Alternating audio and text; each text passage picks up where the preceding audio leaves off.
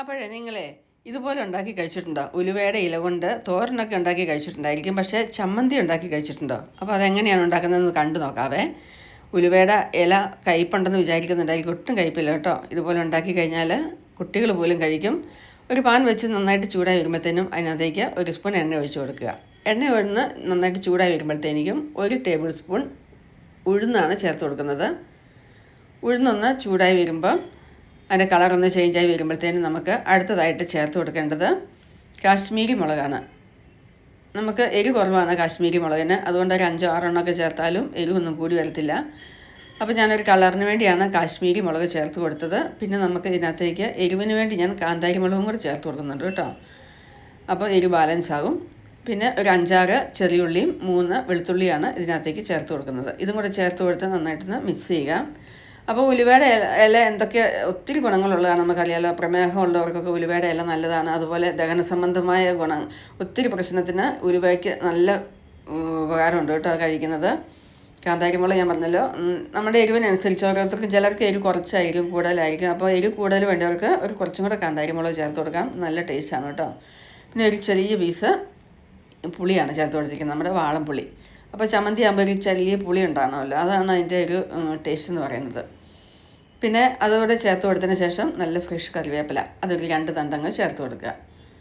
കറിവേപ്പിലയും കൂടെ ചേർത്ത് കൊടുത്ത് നന്നായിട്ടൊന്ന് മിക്സ് ചെയ്യുക. കൊളസ്ട്രോൾ കുറയ്ക്കാനൊക്കെ നല്ലതാണ് ഈ ഉലുവയുടെ ഇല. ശരീരത്തിലെ ചീത്ത കൊളസ്ട്രോളിനെയൊക്കെ കുറച്ച് ഹൃദയാരോഗ്യം സംരക്ഷിക്കാനൊക്കെ ഉലുവയില പതിവായിട്ട് കഴിക്കുന്നത് നല്ലതാണ്. പിന്നെ ഇത് ഒരു പിടി ഉലുവയുടെ ഇലയാണ്. ഇതുപോലെ തണ്ട് ആ ഇല മാത്രം അടർത്തി നല്ല ക്ലീൻ ആക്കി എടുക്കണം. മണ്ണൊക്കെ കാണും, അപ്പോൾ നന്നായിട്ട് ക്ലീൻ ആക്കി എടുക്കുക. ഉലുവേല അതിൽ കുറച്ചും കൂടെ കൂടി നിർത്തുന്നൊന്നും ഒരു കുഴപ്പമില്ല, അത്രയും കൂടെ നല്ലതാണ്. ഉലുവേല ഇല്ലെങ്കിൽ പിന്നെ നമുക്ക് മുരിങ്ങയില എടുക്കാം കേട്ടോ, അത് നല്ലതാണ്. ഇനി ഒരു പിടി തേങ്ങയാണ് ചേർത്ത് കൊടുക്കുന്നത്. ഒരു ചെറിയ തേങ്ങാമൊലിയുടെ പകുതിയാണ് ഞാൻ ചേർത്ത് കൊടുത്തിരിക്കുന്നത്. ആ തേങ്ങയും കൂടെ ചേർത്ത് കൊടുത്ത് നന്നായിട്ട് വെള്ളമൊക്കെ ഒന്ന് തേങ്ങയുടെ വറ്റി വരുന്ന വരെ ഒന്ന് മിക്സ് ആക്കിയിട്ട് നന്നായിട്ടൊന്ന് ഇളക്കി കൊടുക്കുക. ഒരുപാട് കളർ ചേഞ്ച് ആവുന്ന വരെ ഞാൻ ഇളക്കുന്നില്ല. പിന്നെ ഒരു 1/4 ടീസ്പൂൺ ഉപ്പും കൂടിയാണ് ചേർത്ത് കൊടുക്കുന്നത്. നമുക്ക് കുറേ ദിവസമൊക്കെ വെക്കാനാണെങ്കിൽ തേങ്ങ നന്നായിട്ടൊന്ന് വറുത്തെടുക്കണം. ഇതിപ്പം ജസ്റ്റ് ഒന്ന് ഞാൻ ചൂടാക്കി എടുക്കുന്നുള്ളൂ, ഒരുപാടൊന്നും വറുത്തെടുക്കുന്നില്ല. അപ്പോൾ നമുക്ക് പിള്ളേർക്കൊക്കെ കൊടുത്തു വിടാനൊക്കെ ആണെങ്കിൽ നമ്മൾ ചമ്മന്തിപ്പൊടിയൊക്കെ ഉണ്ടാക്കുന്ന പോലെ തന്നെ ഇത് നന്നായിട്ട് വെള്ളമൊക്കെ വറ്റിച്ചെടുക്കണം. തേങ്ങയുടെ കുറച്ചും കൂടെ നന്നായിട്ട് ഫ്രൈ ആക്കി എടുക്കണം. നമുക്കറിയാമല്ലോ, ഇതിപ്പം ജസ്റ്റ് ഒന്ന് ഞാൻ ചൂടാക്കി എടുക്കുന്നുള്ളൂ. ജസ്റ്റ് എന്നാൽ വെള്ളം ഒന്ന് വലിഞ്ഞ് വരാൻ വേണ്ടി മാത്രമേ.